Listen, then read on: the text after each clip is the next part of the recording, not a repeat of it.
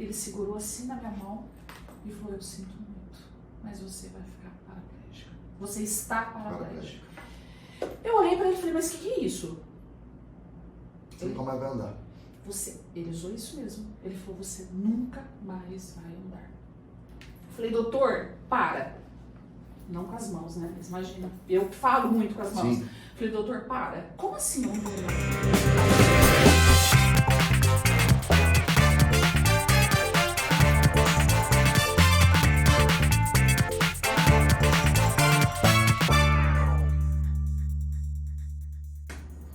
Olá, gente, a paz de Jesus. Olha, hoje eu tô aqui com uma mocinha de 50 anos, divorciada, mãe de 3 meninas fantásticas, vó do Bento, e eu preciso, gente, eu preciso da minha ficha porque tem tanta graduação. Olha, graduada em neurociência, terapia familiar, em pedagogia, em psicopedagogia, master coaching, e também é paraplégica. Eu tô aqui hoje com a dona Ana Gandara. Que bênção, irmã, pela no nosso programa, compartilhar um pouquinho da nossa vida. Primeira pergunta que eu quero fazer, Ana. Podemos tratar qualquer assunto? Qualquer assunto. Claro. Podemos falar de qualquer coisa? Qualquer Rasgado?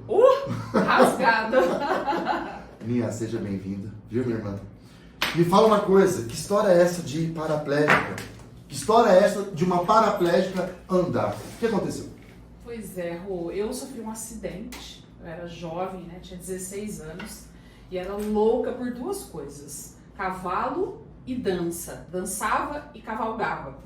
E todo final de semana nós íamos pra fazenda. Nós quem? Família com quantas pessoas? Família, meu pai, minha mãe, eu e meus 2 irmãos. E nessa época eu namorava, né, o pai das meninas, meu ex-marido.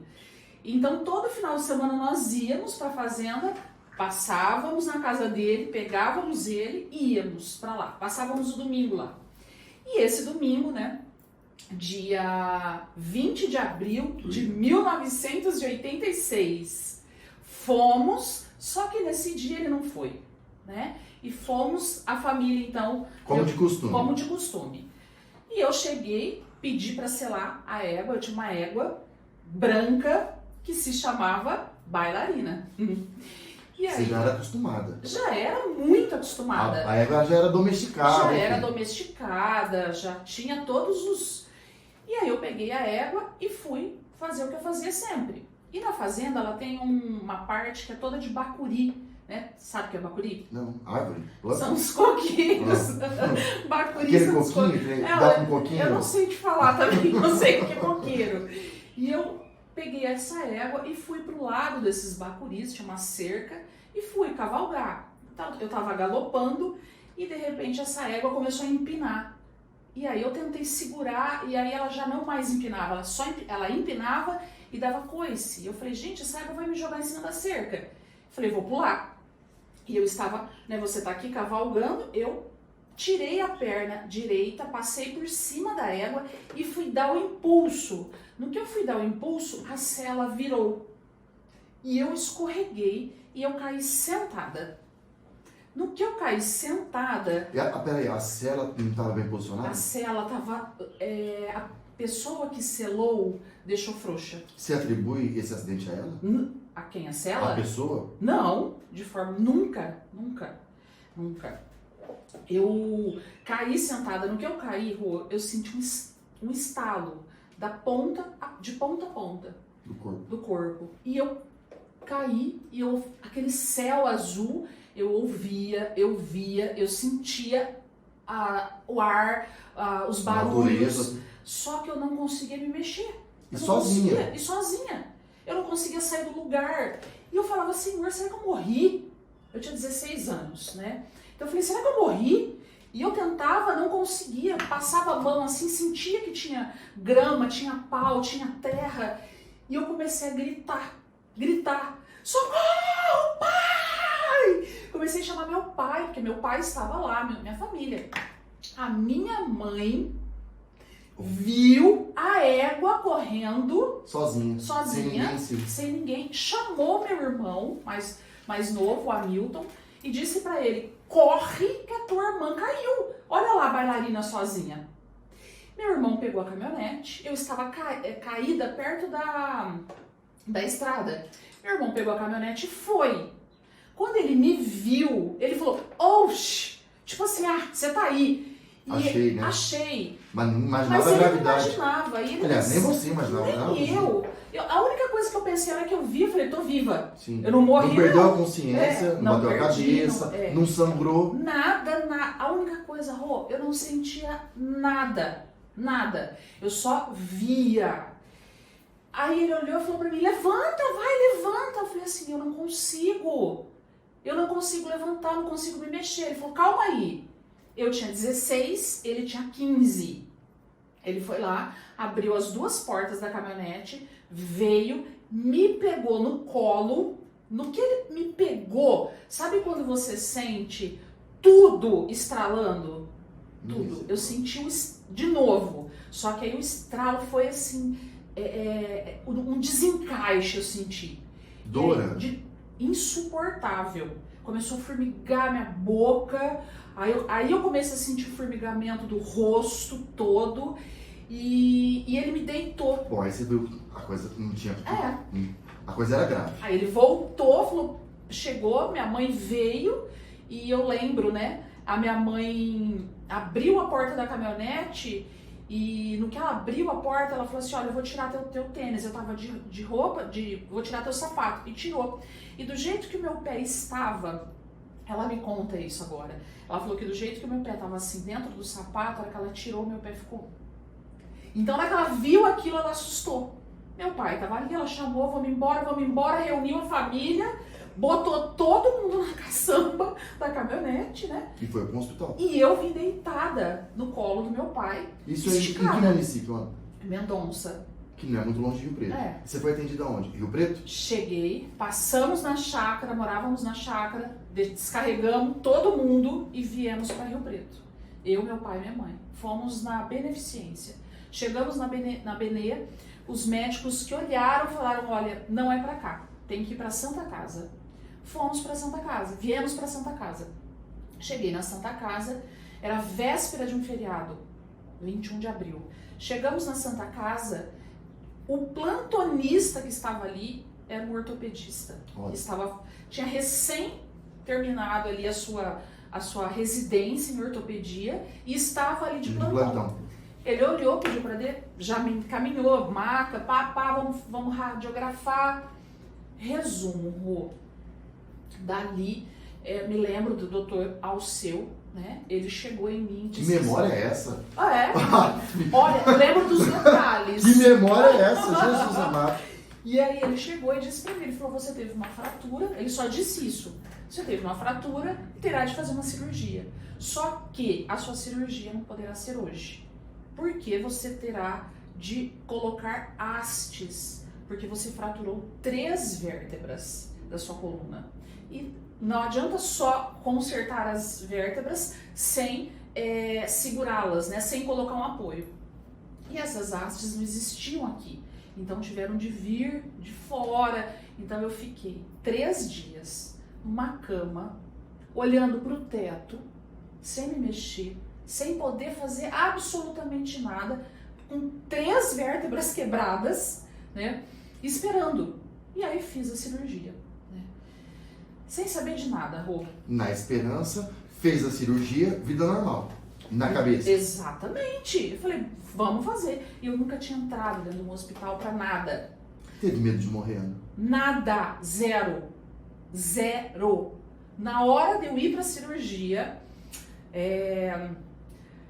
a minha tia Cida, chegou, uma Nossa Senhora, me entregou na mão uma imagem de Nossa Senhora e falou pra mim assim, Tina, que ela me chama de Tina, ela falou, Tina, vai segurando ela, porque ela vai te proteger.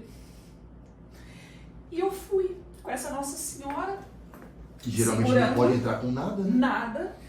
E na época, o pai das meninas, né, o Almir, que era teu namorado, que era meu namorado, ele, o meu pai, a minha mãe e os meus irmãos estavam ali desesperados comigo, né? E aí eu só falei assim, doutor Alceu, o Almir pode entrar comigo até lá no centro cirúrgico só pra ele ficar comigo? Ele falou, pode. Como essa cirurgia ela foi feita de bruços, né? Ele falou, olha, então faz assim, ele fica com você aqui até começar a cirurgia, pode ser? Eu falei, pode, eu fico mais tranquila. Era a minha primeira vez dentro de um lugar daquele. E outra, 16 anos. 16 anos. Um ambiente que não é teu, que não. Enfim. E aí eu me lembro que eu falava pra ele assim, aperta bem, segura, porque eu não sentia, não mexia, eu não tinha controle.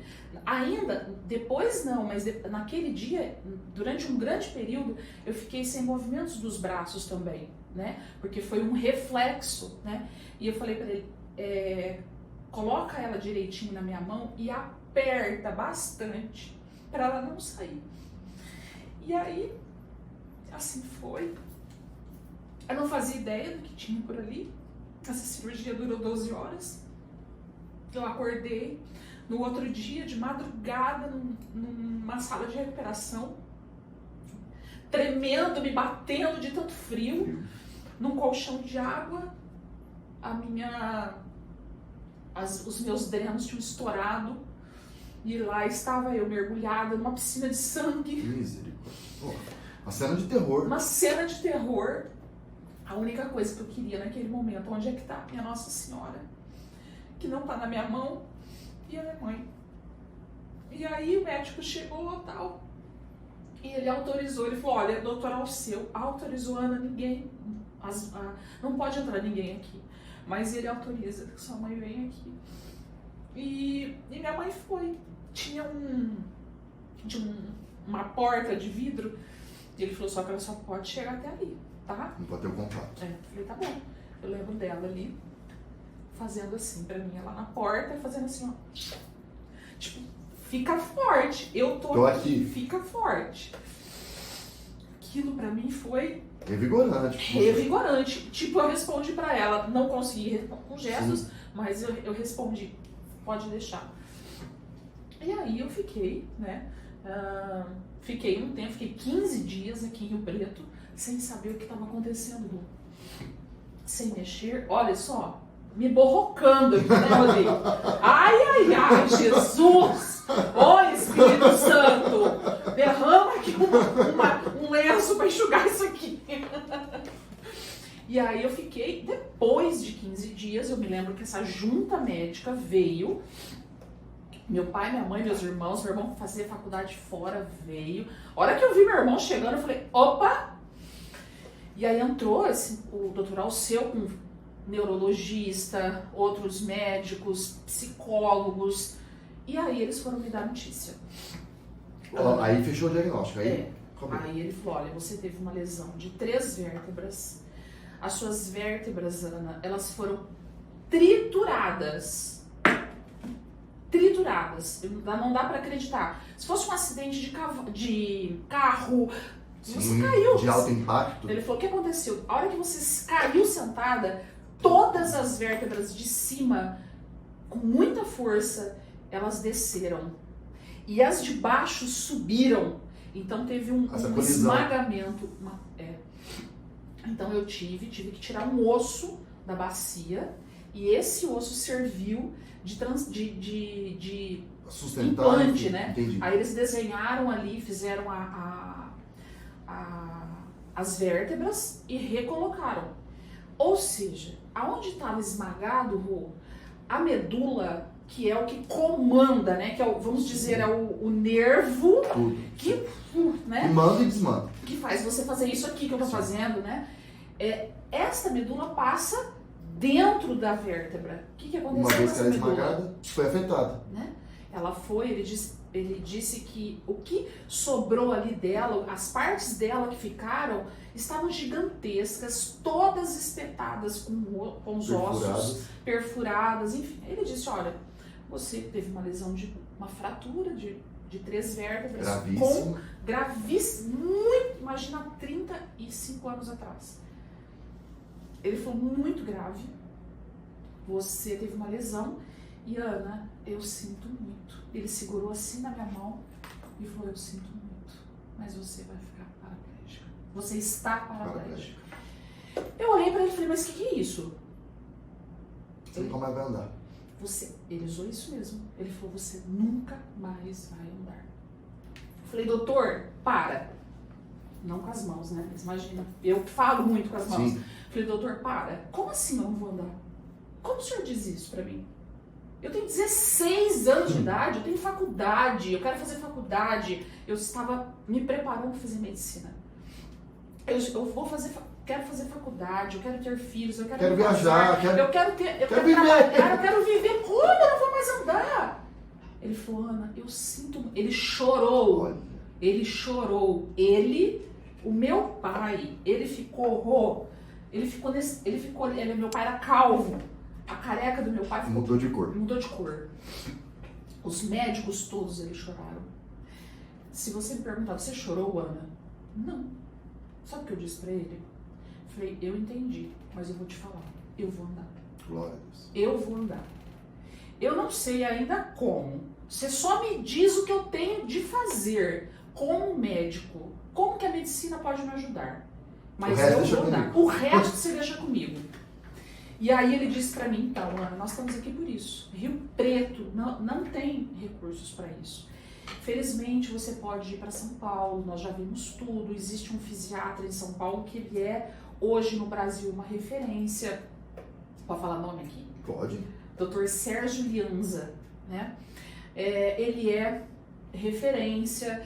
Então você vai para lá. Seu pai já entrou em contato, está tudo pronto. Ou seja, amanhã o melhor profissional que tem um território nacional será o seu médico. será o seu. Ele falou, e amanhã de manhã você irá para lá. Eu falei, como que eu irei desse jeito para lá?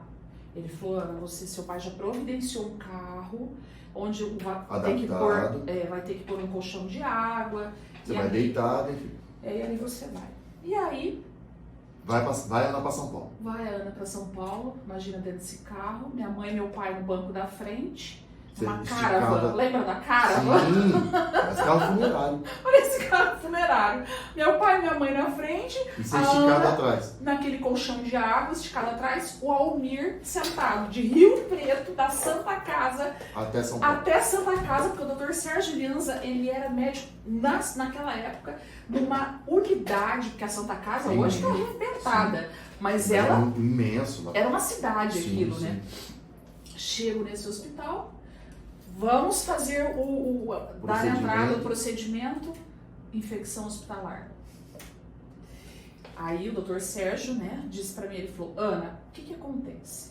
Um lesado, uma pessoa com lesão de medula, ela tem um ano para se recuperar. O que ela recupera em um ano, ela tem pro resto da vida. E o que ela não recupera também é pro resto da vida.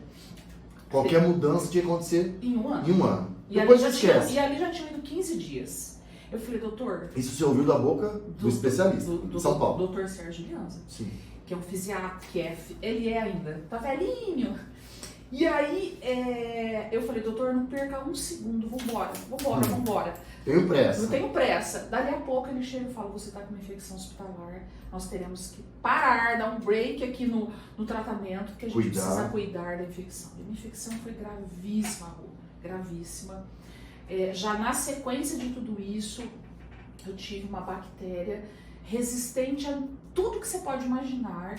E para esta bactéria existia uma medicação que não era ainda uma medicação 100% sensível, segura no sentido de ser sensível, mas era a que tinha, né? E que precisava ser medicada. E aí, para isso, ela tinha um efeito colateral muito forte, né? Que ela poderia curar a infecção, mas ela poderia, a chance de eu ficar cega e surda era 90%. Olha isso. Tanto é que eu tinha 16 anos e meu pai teve que assinar um termo autorizando... Se responsabilizando pelos efeitos colaterais. E aí eu disse, o médico veio e ele falou pra mim, cara a cara, porque eu jogava aí, eu era muito comunicativa, né? Espontânea, enfim, direta. E ele também foi comigo. E ele falou pra mim, olha, você pode mandar bala. Pode mandar bala. Eu fico cega e surda, mas ando. pode mandar bala, eu tomo isso aqui e também não vai dar nada. Eu tenho fé em Deus que não vai dar nada. Era uma medicação que eu tomava num quarto todo escuro, não podia ter iluminação, era uma coisa... Me curei dessa infecção, comecei meu tratamento em 1 ano. O que eu tinha recuperado? Nada. Nada! Nada. O que eu recuperei em 1 ano? O que eu recuperei? O vento que passava, ou alguém que assoprava, e eu sentia levemente aqui nos meus membros inferiores. Então passou 1 ano da cirurgia, a Ana não andava, não mexia os braços. Eu mexia, nada, não fazia nada. Os meus braços não foram afetados, mas eles não foram a parte da lesão. Entendi. Não atingiu. Mas o reflexo. Mas houve um reflexo. Entendi. Passou 1 ano, Rô, eu não fazia nada. Tá, 1 ano, banheiro, comida, nada. Tudo 100% dependente. Rô, imagina essa mesa. Era a minha vida. Era uma cama, olhando pro teto, só, não podia fazer nada. Água. Mãe, tô com sede. Ela ia lá, pegava um algodão, uma bola de algodão, molhava num copo com água e espremia na minha boca, gotas, porque eu podia engasgar. Cabelo, lavar cabelo. Como que eu lavava? Chegava, isso dentro de um hospital, tá? Vinha uma enfermeira. Mas você ficou 1 ano dentro do hospital? Não. Quase 1 ano. Quase 1 ano. Chegava uma enfermeira, abaixava, tinha cama, ela tinha um negócio, abaixava com uma manivela, ela pegava uma bacia atrás, colocava embaixo e lavava. Até que chegou um dia, ela falou, Ana, eu tinha um cabelo aqui. Ela falou, vamos ter que cortar. Amarrou tudo aqui. Taca a tesoura. Taca a tesoura. E assim foi. Banho, pano, comida. A minha mãe, tudo batido, tudo, ou às vezes pedacinho, eu já comia pedaço. Lembro de várias comidas, a minha mãe colocando tudo na minha boca, limpando e tal. 100% dependente. O que você fazia era xixi, falar. Só xixi, não fazia. O esfíncter, porque numa lesão de medula, o esfíncter, dependendo da altura, o meu esfíncter todo, então eu tinha 2 condenações. Não andar e não voltar o meu funcionamento do esfíncter. O que é? Xixi, cocô. Sim.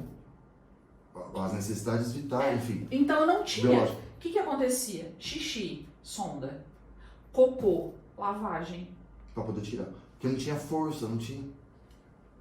Passou 1 ano, infecções de urina, infecção.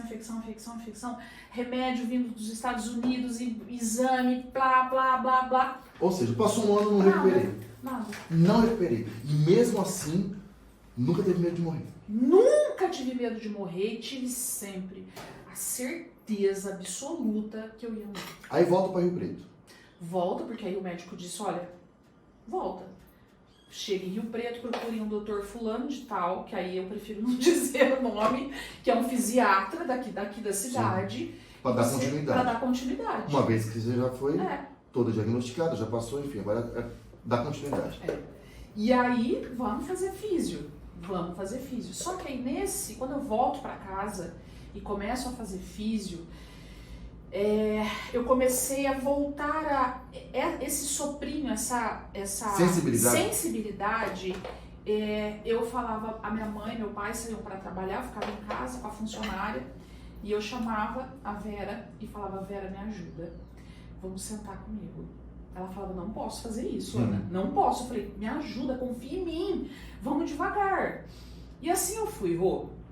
Assim eu fui sentando por minha conta, assim eu ia sentando muito lentamente. Lá em São Paulo, eu ia para fisioterapia, eles me colocavam em macas, me amarravam com cintos. Essa maca era erguida diante de um espelho.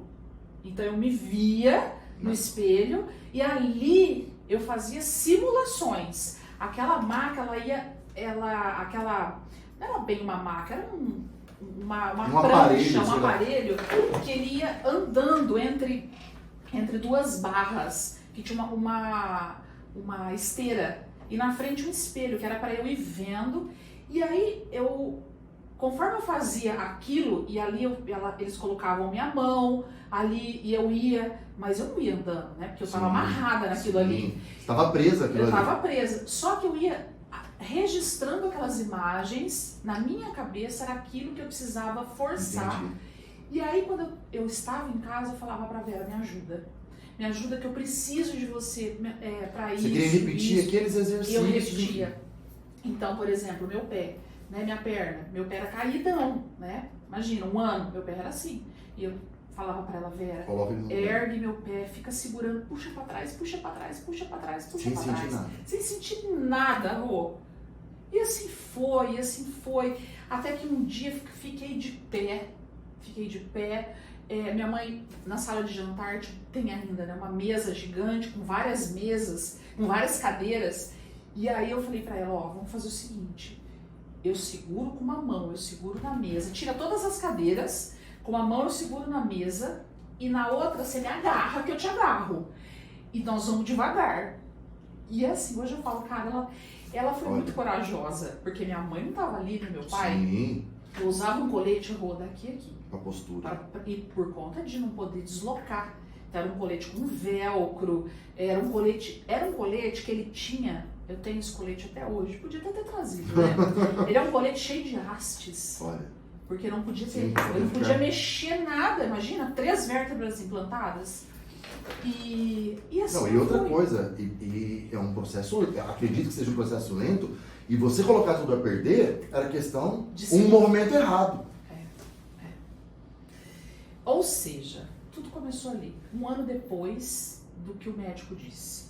Comecei a andar, minúsculos movimentos, ainda sem controle de esfíncter, sem nada, 100% ainda dependente. E nós estamos falando do auge da juventude. Exato. 17, 18 anos, enfim, né? Tá. Mas qual foi o momento, Ana, que você fala, peraí, comecei a andar? Vou fazer uma pergunta. A parte religiosa já existia? Estava impregnada aí, não estava? Porque você falou de Nossa Senhora, mas a religião, que peso teve aí em tudo isso, nessa recuperação? Tudo. 100%. Hoje, Pai e mãe católicos. Pai e mãe católicos. Praticantes? Muito, desde que eu me entendo por gente. Entendi. Rezávamos o terço todos os dias na minha casa. Olha. Todos. A minha mãe, ela ficava o tempo todo no quarto, né? Porque eu ficava ali, e minha mãe rezando. E naquela época não tinha tecnologia nenhuma. Então era ela com o terço na mão e com as palavras. Sim. E eu falava para ela, era na hora da fisioterapia. Não só na hora da fisio, mas eu dizia para ela, mãe, presta muita atenção como que essas fisioterapeutas fazem comigo. Que aí quando elas saírem, a senhora faz igualzinho, só que a gente faz rezando. E a senhora pega o terço e a gente vai fazendo rezando. Então a minha mãe, elas saíam e a minha mãe ia lá. Dava depois continuidade. Repetia. Ela pegava o tercinho dela, né? E ali ela ficava com o terço fazendo o exercício, ou a massagem. Enfim. Meus pais sempre foram católicos. Meu pai nós rezávamos o terço, íamos à missa todos os sábados. Nós íamos no sábado à noite, vínhamos na missa. Meu pai, a cena mais linda do meu pai, que eu não, como você disse, eu tenho uma memória muito boa. Eu via a minha mãe rezando. Eu via meu pai rezando, mas meu pai tinha uma devoção à Nossa Senhora Aparecida, que era uma coisa gigante. E a gente tem lá na chácara uma Nossa Senhora Aparecida desse tamanho que fica na sala, né? E na porta da sala da casa do meu pai tem a madeira e do lado assim tem uma parte de vidro. A vida inteira eu vi meu pai à noite, na hora de dormir, eu via meu pai indo lá, se ajoelhava com os 2 joelhos, fazia o sinal da cruz, punha a mão na Nossa Senhora, abaixava a cabeça, fazia oração, levantava e ia dormir. Passado muitos anos, eu já tinha as minhas filhas pequenas. Me lembro um dia chegando de uma festa de noite, de madrugada, com as meninas, com a Almir, e nós morávamos todos na chácara, né? E eu passava na frente da casa dele para subir para minha. Deixava o carro na garagem e subia. Quando eu passei na porta da sala, eu vi uma luzinha na sala. E eu falei, uai, parece que tem alguém acordado. Era de madrugada. O Almir falou, é verdade, vamos ver. Tinha aquela fresta de vidro. Eu fui, a hora que eu fiz assim, era meu pai, ajoelhado, na mesma cena, só que ele estava ali rezando. Ele estava com a cabeça baixa, com as mãos na imagem de Nossa Senhora rezando. Ana, então, ótimo. Deus te curou? Totalmente, 100%. Quem me curou foi Deus, não foi a medicina. Isso eu entendi depois. Hoje não mais, né? A medicina não pode dizer isso para uma pessoa que tem uma lesão, porque você não sabe o que pode acontecer, né? Se a pessoa pode... mas há 36 anos atrás, sim. Era protocolo médico dizer isso. Mas eu entendo que, no meu caso, foi providência de Deus eu ter escutado do médico. Você tem 1 ano para se recuperar. Para que eu tivesse convicção e certeza de que a minha cura não veio da medicina. A medicina fez aquilo que ela tinha de fazer. Porque ela fez a cirurgia. Eu tive a cirurgia. Sim. Foi tudo perfeito. Mas a cura veio depois. Ana, e beleza. Auge da tua juventude. E você citou várias vezes o Almir. E se casa em quais condições? Já andava? Começando. Nessa época, eu usava um andador. Andava... Porque você casa com quantos anos? Com quase 20. Quase 20? Nova ainda? E o Faltando Almir do teu lado? Super. O Almir foi uma pessoa muito importante na minha vida. Aí casa. Então, perfeito. Casa-se. Sonho de ser mãe. Caso grávida. Casa grávida. Caso numa situação muito complicada, né? Porque nesse inteirinho todo, eu tive um tumor que explode, como eu não sentia nada, né? Da cintura para baixo, esse tumor veio e não sentia, não tinha sintomas, né? Lembra, você teve dores abdominais, sim. Correu, eu não tive, porque eu não sentia. Entendi. Até que eu amanheço um dia, quase convulsionando de febre, minha mãe e meu pai me pegam rápido, me trazem no neurologista, achando que era uma nova infecção de urina, tinha muito, né? Ele olhou e falou, não, isso aqui precisa de um clínico geral. Já fui pro meu médico, ele examinou na hora, ele falou, olha, pode ir pra Santa Casa que é cirurgia agora. Você está com uma peritonite. O que é uma peritonite? É um tumor que se explode. E aí ele afeta todos os órgãos. E nessa cirurgia, com essa peritonite, nessa situação, eu perdi metade do meu útero, uma trompa, um ovário e um pedaço do meu intestino. De tão grave que foi. Ali eu fiquei na Santa Casa mais 15 dias, com dreno, tomando benzetacil, cuidando de tudo isso. Saio dali. Ali eu já estava com 19 anos, mais ou menos, quase 19, chegando nos 19. Namorando, continuamos, tal. Depois de uns 6 meses desta cirurgia, eu engravidei. Comecei a passar mal, muito mal. E falei pra minha mãe, mãe... Nesse período, então, de 19 a 20 anos, você já tinha uma vida normal, ou quase normal? Nada. Eu andava de andador, eu usava fralda. E fazia sexo? E fazia sexo. Inclusive, me descobrindo, né, no Sim. sexo. Porque esta falta de sensibilidade, ela era total. Então, também me descobrindo em tudo isso. Né? Não tinha sensibilidade, mas tinha desejo. Tinha prazer. Tinha prazer. Mesmo sem sentir? Mesmo sem sentir. mesmo sem sentir. Porque o prazer vinha no olhar. Sim. Porque o prazer vinha No carinho, nas carinho, palavras. nas palavras. Aprendeu a viver assim. É. Aprendeu. Tá. E aí... Então, Almir foi o primeiro namorado, Foi. o primeiro homem, Sim. casou-se com ele. Sim. Grávida. Beleza. Ótimo. E a medicina falou o quê sobre essa gravidez? De boa. Pode ter quantos filhos você quiser. Rô, o dia que eu comecei a passar mal, que eu fui no médico, eu falei, doutor, acho que deu ruim aqui nessa cirurgia. Ele falou, não é possível, Ana, eu tirei tudo que tinha no tumor, blá, blá, vamos fazer uma ultrassom. Ele catou o telefone, ligou pra doutora Miriam Tarraf. Falou, Miriam, eu quero que você atenda a Ana, ela tá indo agora aí.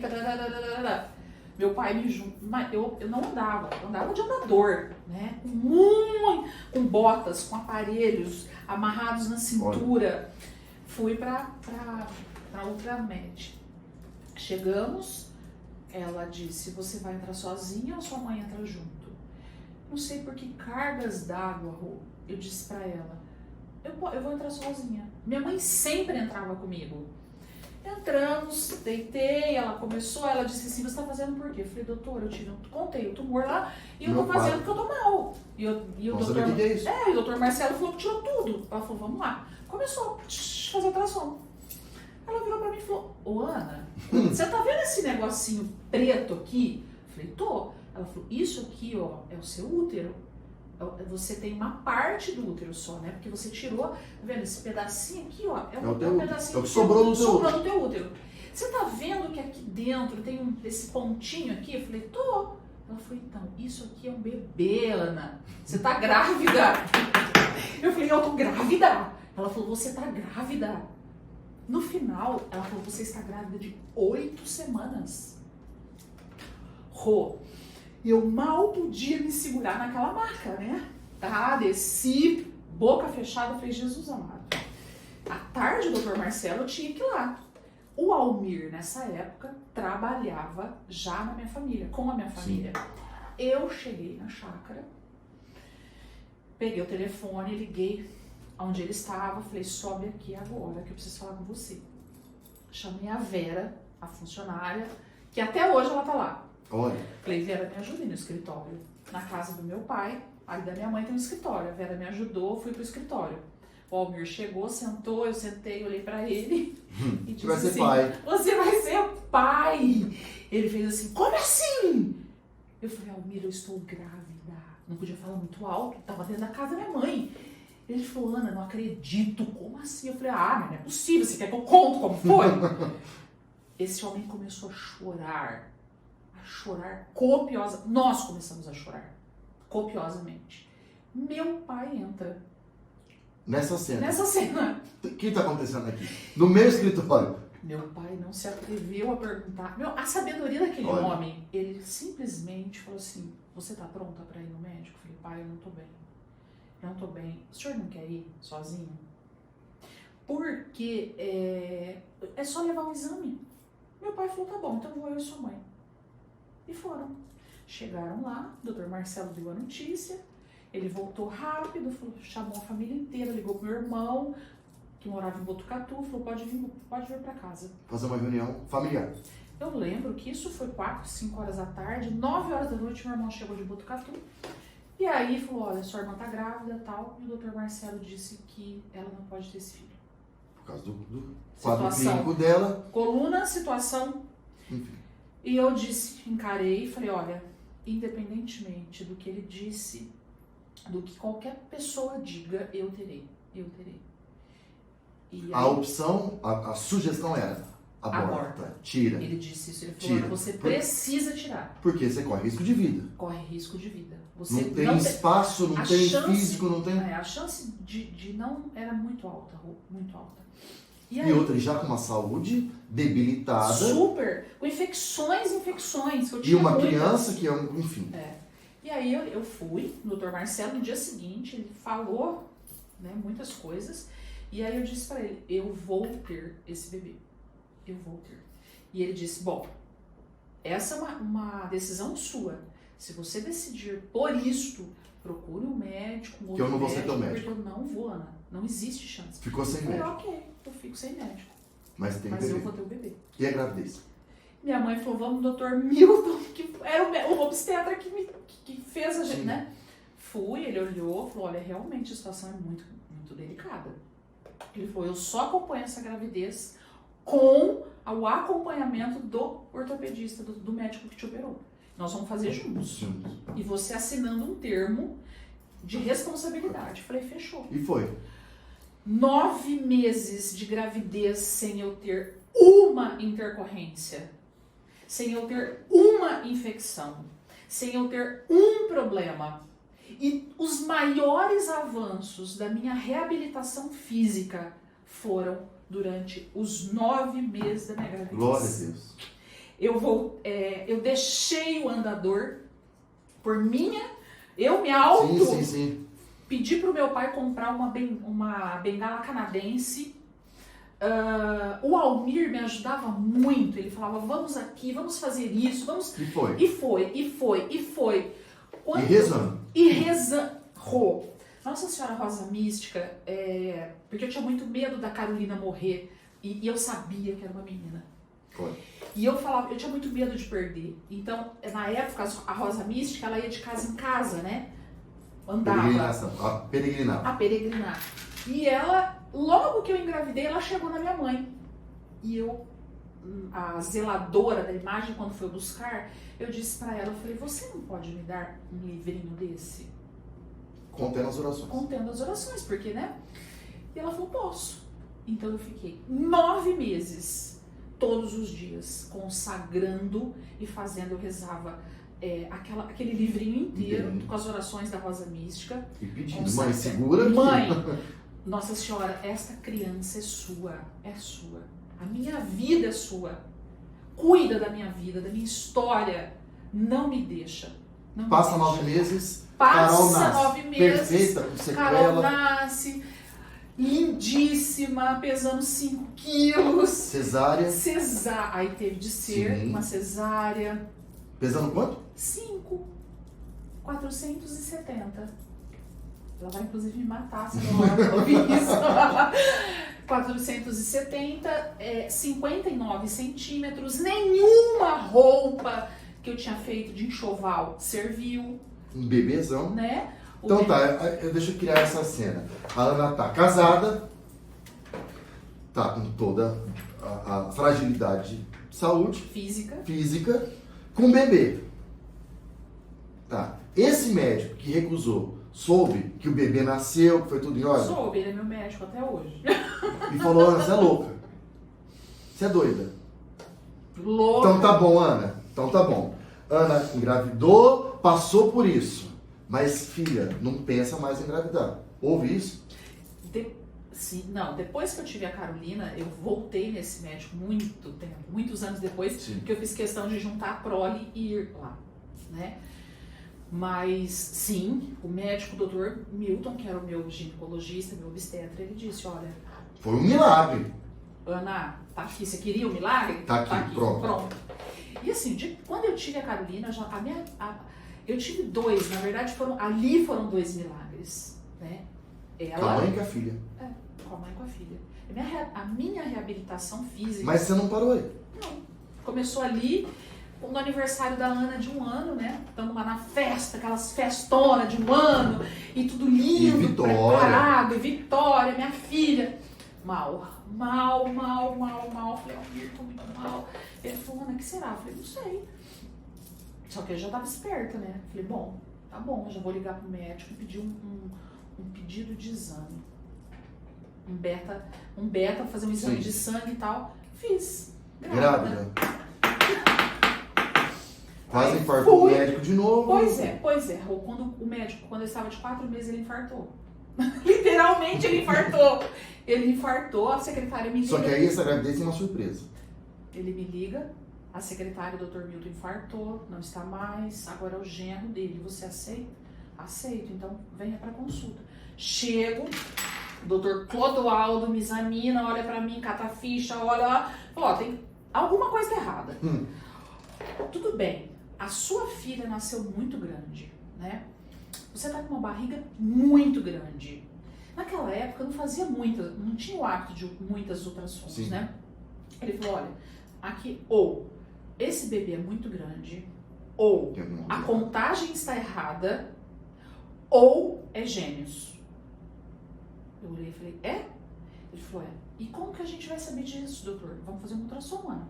Agora? Fez. Fui rápido, saí de lá, já fui fazer. Resultado? A médica ali fazendo.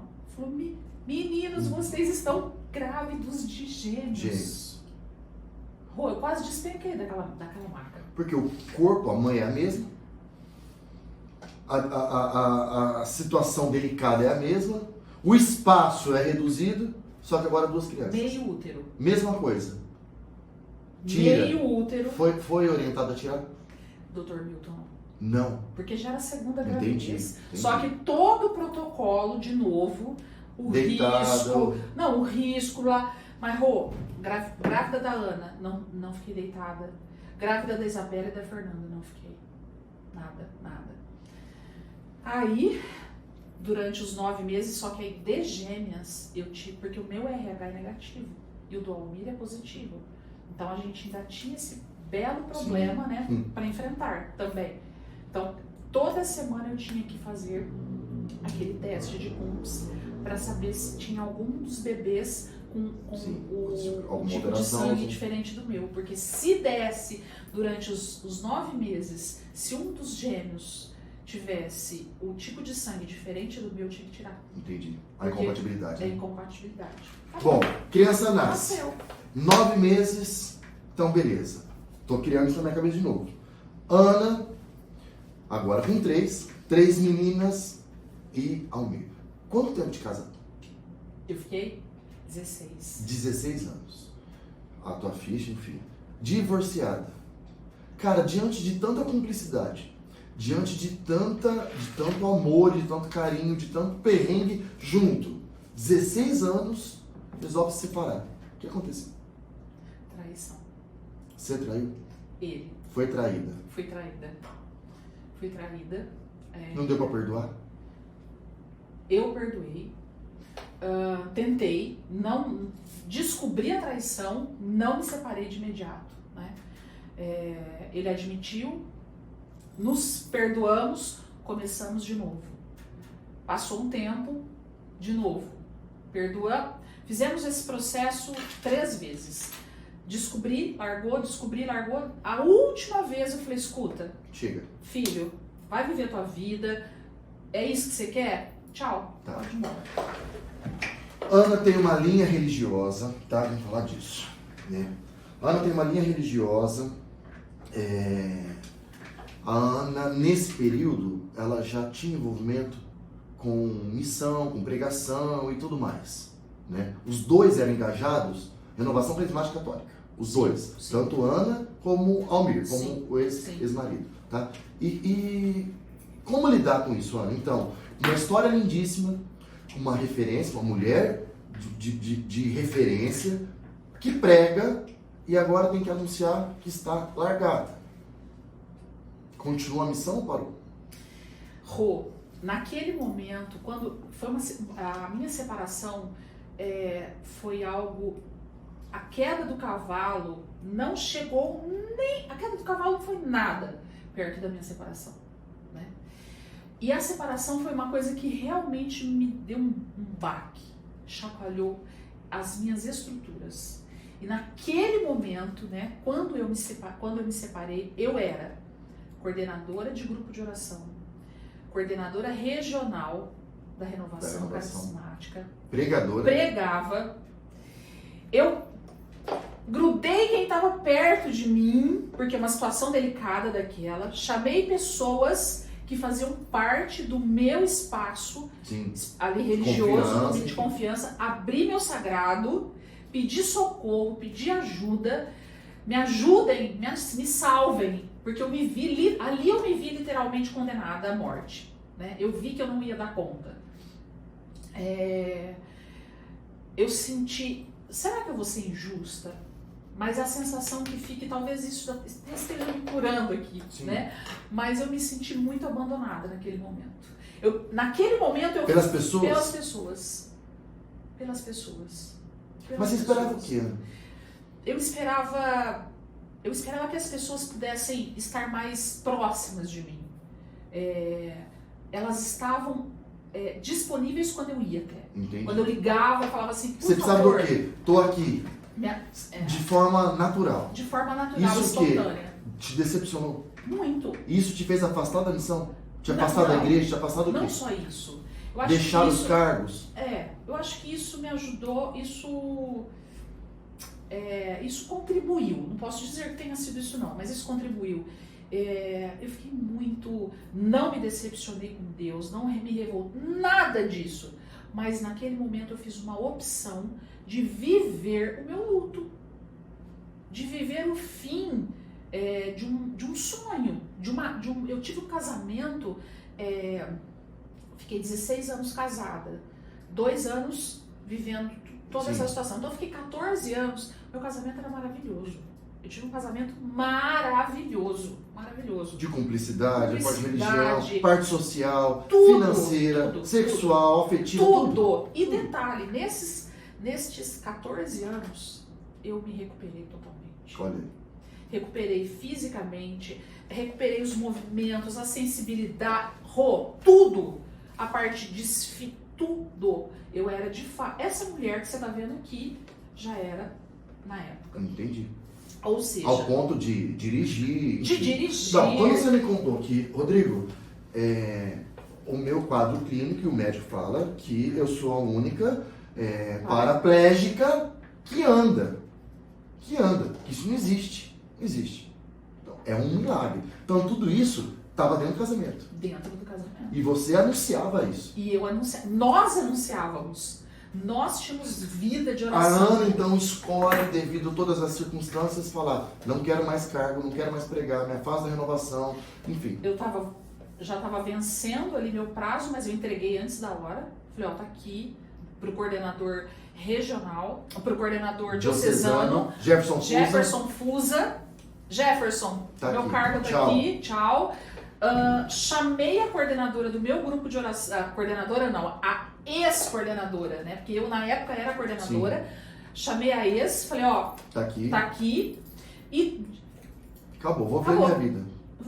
Eu vou viver meu luto, mas eu entrei em depressão. Literalmente entrei em depressão. Tive um tumor na minha tireoide depois disso. Vivi 2 anos da minha vida achando de fato que eu fosse morrer, né? Tá. Fica separados. Como as filhas viram isso? As minhas filhas, Rô, assustaram, se impactaram. Sabe por quê? Porque você é muito família. Eu deduzo, tá? A referência delas, de vô e de vó, juntos, enfim, mãe e pai, e de repente a mãe que passou por tudo isso, que é um milagre e tudo mais. Então, como que foi o impacto nelas? E Rô, a mãe e o pai, nós íamos pros retiros, nós íamos para as experiências de oração, nós íamos para as pregações, elas iam junto. Elas iam beber juntos. Entendi. Nós fazíamos todos os dias, fazíamos nosso momento de oração na cama, no quarto. E esse ciclo interrompido? Esse ciclo interrompido. Foi difícil. Eu imagino. Foi muito. Olha, foi assim... Elas culpavam alguém? Ou sempre foi muito claro? Sempre foi muito claro. Eu fui objetiva, chamei as 3, falei, ó, aconteceu isso. Não escondeu nada? Nada, contei tudo. A Carolina tinha 15 anos e a Isabela e a Fernanda de 13 para 14. Ou seja, no período crítico. Adolescente.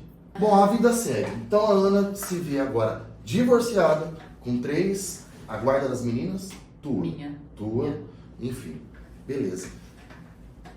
Conhecedora da palavra, conhece o catecismo, porque não é uma leiga, enfim, né? Nesse aspecto e tal. E a parte afetiva? Começa a namorar, tem alguém, não tem, enfim. Porque eu te conheci, na verdade, né? Você já me conhecia, mas eu vinha te conhecer. Nosso primeiro contato foi num atendimento.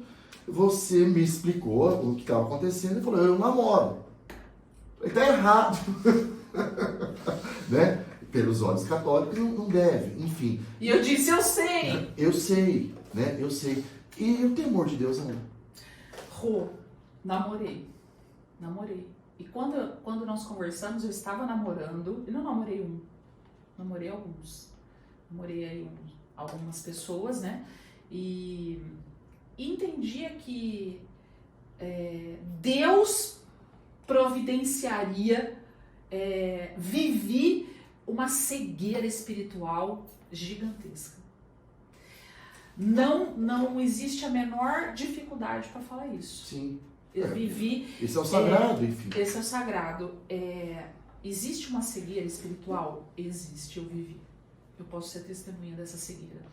Conhecedora, pregadora, aconselhadora, sim, porque eu aconselhava lá no grupo de oração. Sim, nós tínhamos...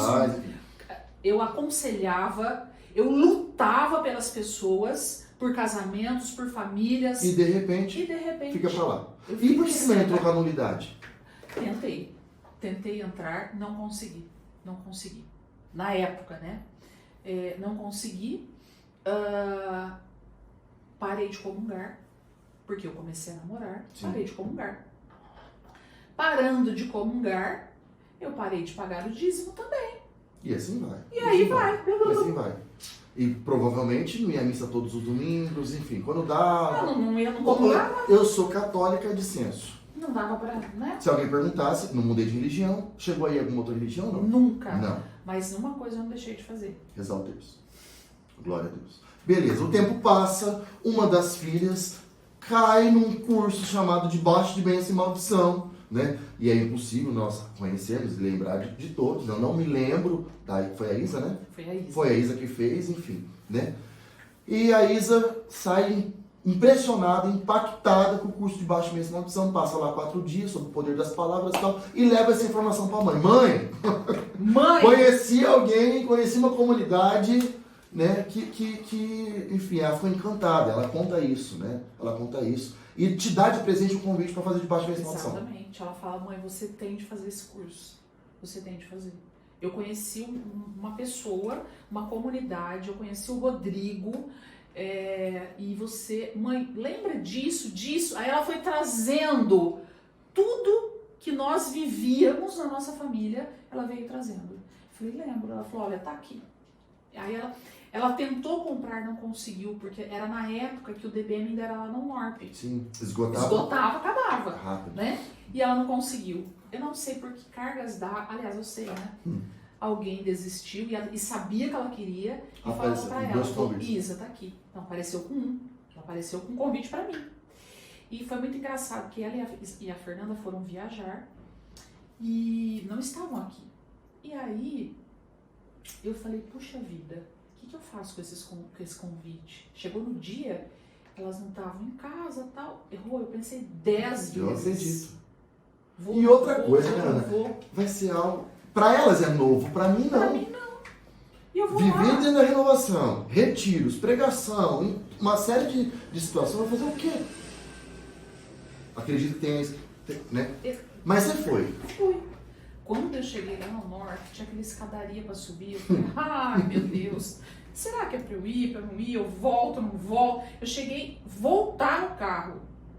Mas eu lembrei demais da Isabela. Eu falei, eu não posso fazer isso. Decepcionada. Vai ser por ela. Eu não posso fazer isso, eu vou entrar por ela. Voltei. Subi com aquelas... E outra, como é 4 dias, eu pensaria dessa maneira. Eu vou vou o primeiro dia e falar, filha, é legal, foi, mas... Foi. E o que aconteceu naquele primeiro dia? Meu Deus do céu. Eu fui arrebatada.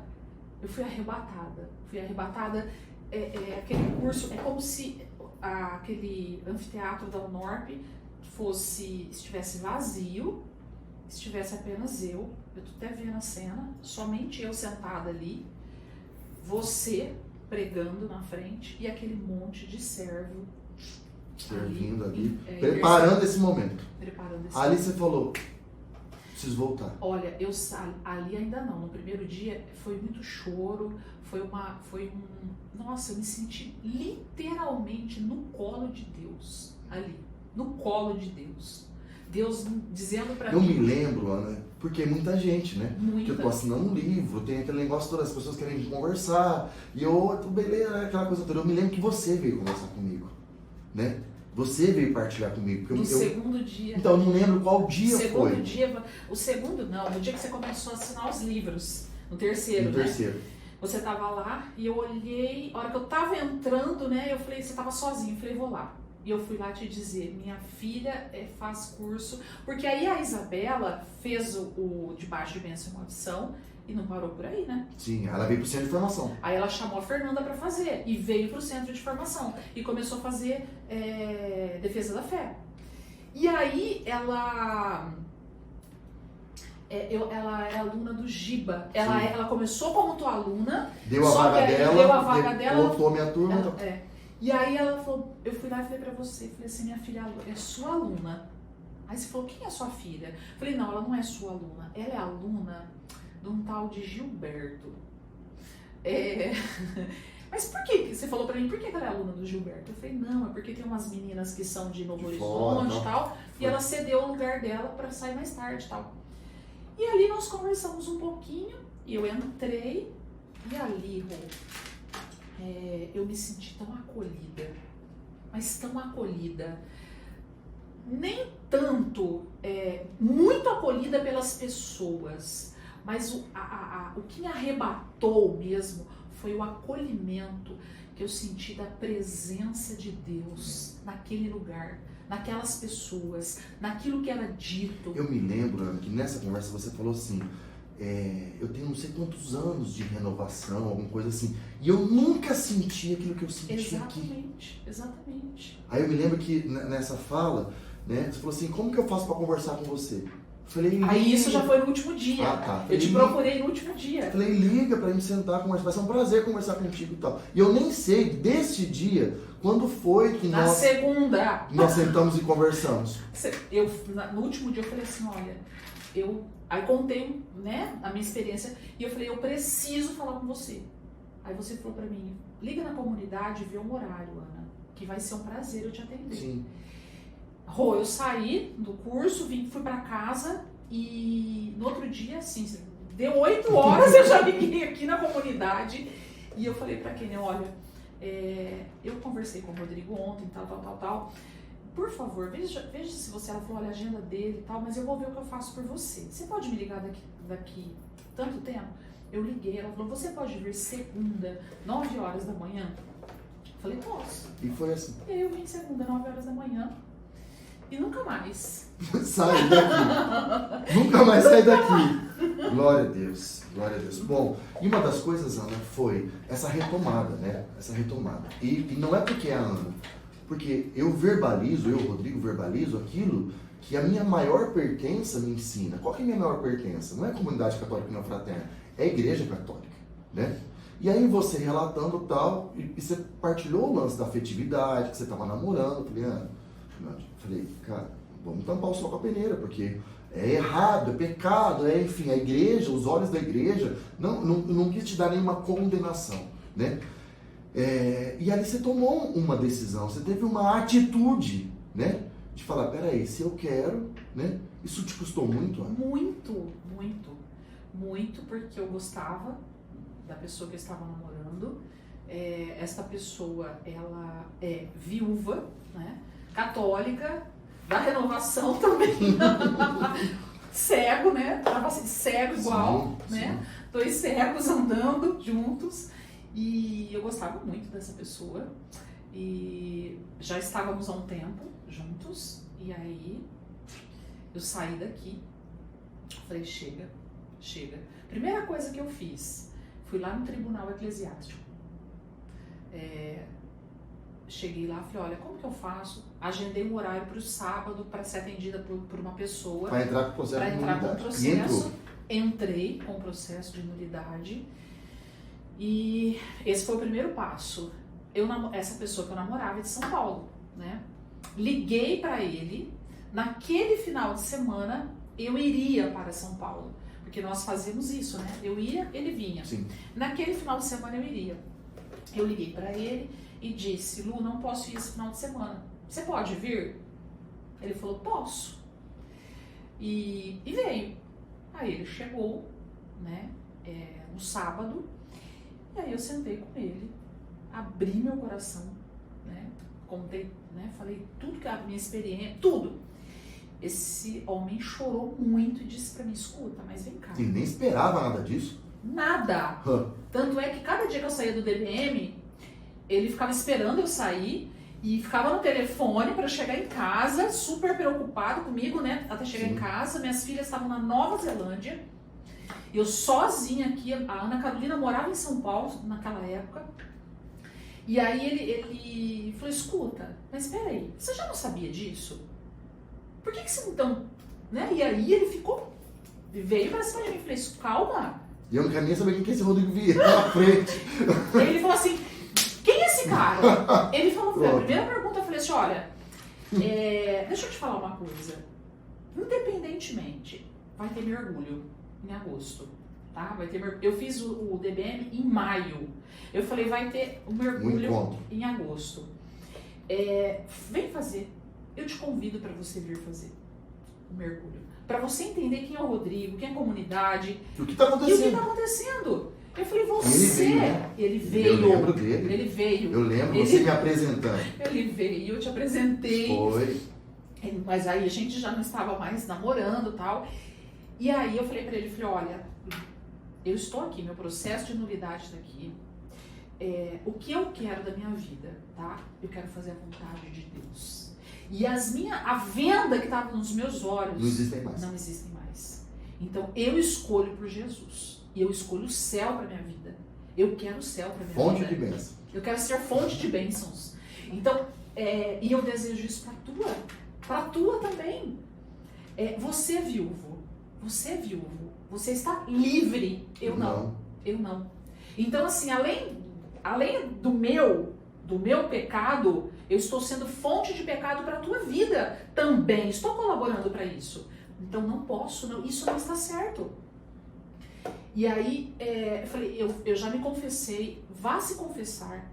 E se você quiser viver esse tempo, esse deserto de Deus, não sei se 1 ano, 2 anos, 3 anos, eu não sei quanto tempo vai demorar essa nulidade, né? Para depois namorarmos. E outra coisa, tá? Se isso ocorrer e a nulidade saiu, estamos livres, nós vamos namorar. Sabe que jeito que nós vamos namorar? Nós não vamos ter um namoro santo. Porque assim. Esse homem, pensa numa criança chorando. Choramos os dois, né? Choramos os dois. Ele voltou para São Paulo no mesmo dia. Voltou. Sem namorada. Sem namorada. Ele tinha ficado viúvo fazia 3 anos. Nunca mais... Ele já tinha tido namoradas, mas nunca mais tinha assumido namorada nenhuma para a família. Como teve contigo. Ele tem 2 filhos, assumiu para os filhos. Isso é interrompido por Jesus. E os pais dele são ministros da Eucaristia. Olha. Quando aconteceu isso, o pai dele me ligou. Ele falou, menina, eu não estou acreditando no que o meu filho me contou. Eu estou ligando para dizer que eu louvo e bendigo o Senhor pela tua vida. Glória a Deus. Né? Enfim, história longa. Terminamos, né? Ele aguentou firme aí um período. Hoje... Não sei.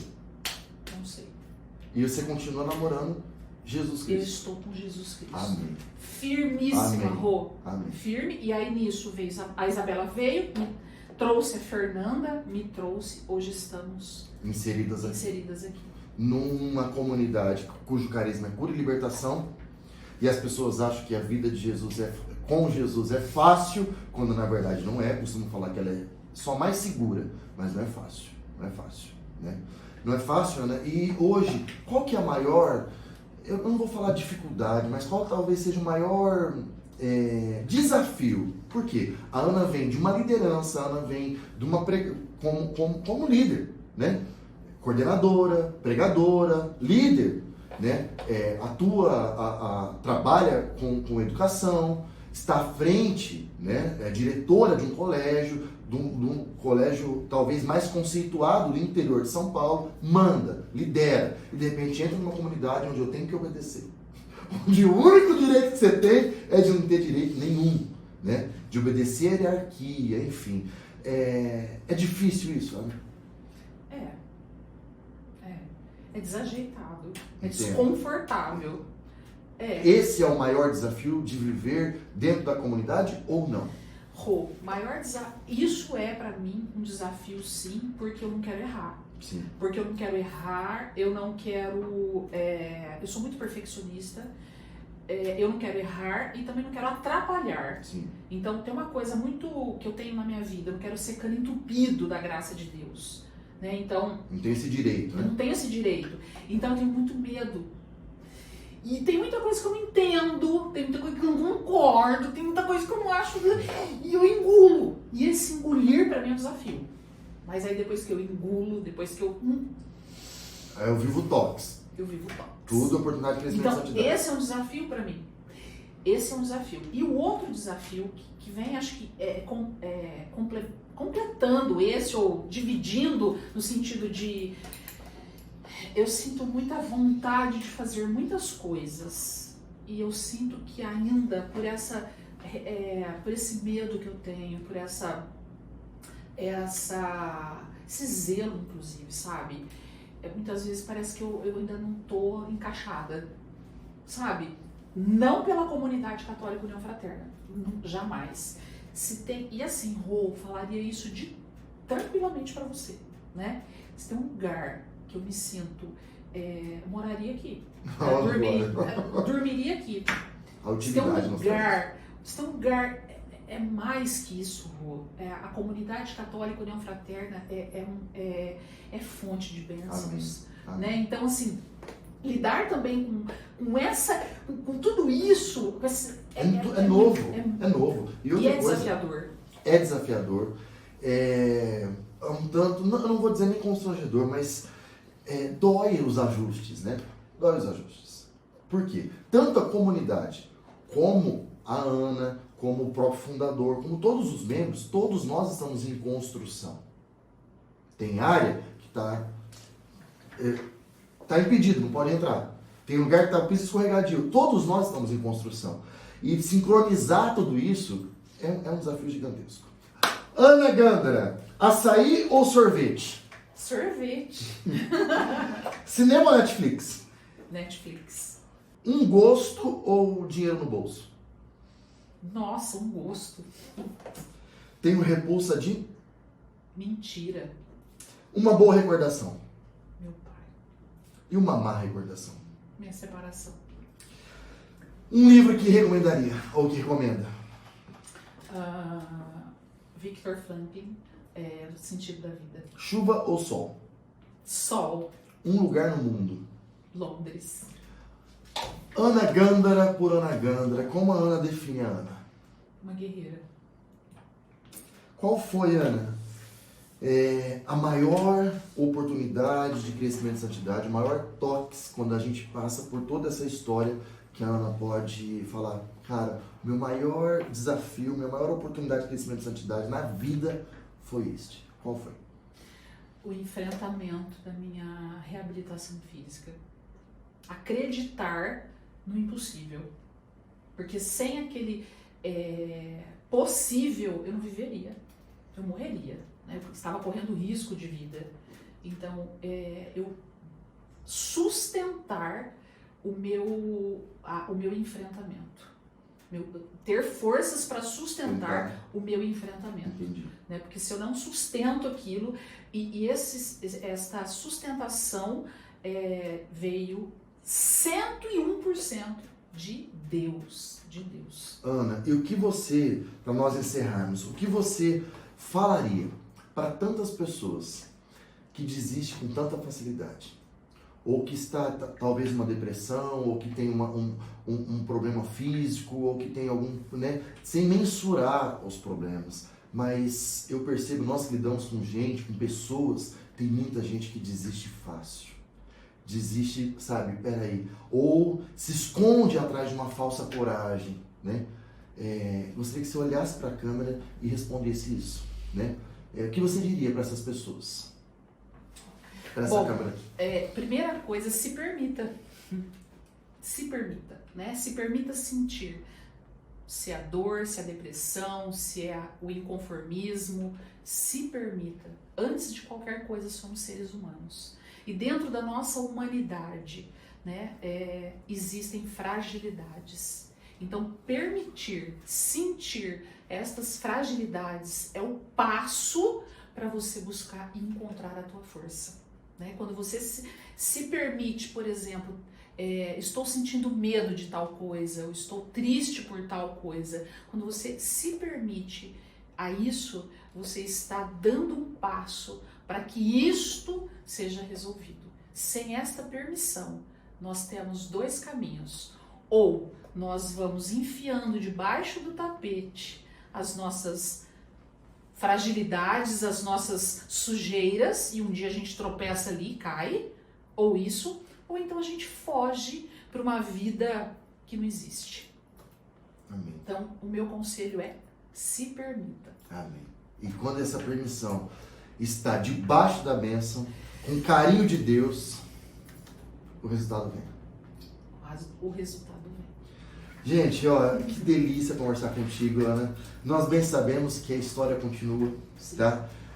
A gente teria que ficar aqui pelo menos mais umas 2 horas comentando, né? A história continua, para surpresa da Ana, para surpresa do Rodrigo. Um dia eu chego para missa e o ex-marido da Ana tá aqui na comunidade. E aí uma outra história, a gente volta a conversar depois, né? E como Deus tem agido na tua vida e como nós estamos aprendendo contigo. Eu tenho só te agradecer. Obrigado por ser esse evangelho vivo, não só para a comunidade, para Rodrigo, mas para tantas e tantas pessoas, viu? Muito, muito, muito obrigado. Viu? Eu te agradeço.